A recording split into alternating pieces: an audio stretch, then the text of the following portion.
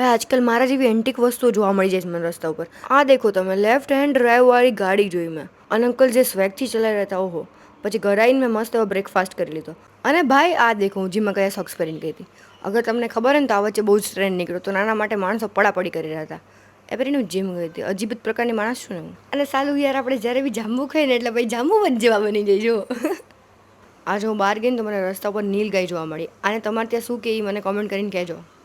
Reel સિવાય જમવાનું પણ સારું બનાવી લે છું, જોઈ લો, પ્રૂફ આપી દીધું તમને. અને આ મેન્યુ મારા ભૈલાનું ફેવરેટ છે, એને ચોળી બટેકાનું શાક બહુ જ ભાવે, એટલે એના માટે બનાવ્યું સ્પેશિયલી. સારું ખબર નહીં પડતી યાર, કેવા માણસો છે. ત્યાં વન વે રૂટ હતો ને ત્યાં ગાડી રોડ ઉપર મસ્ત સ્વેગથી પાર્ક કરીને ગયા હતા. એને બધાને ટ્રાફિકમાં ઊભું રહેવું પડ્યું.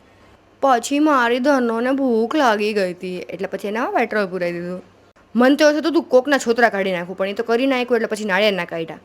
એટલે ભાઈ એવું નહોતું, હકીકતમાં હું રસોઈ માટે બનાવતી હતી.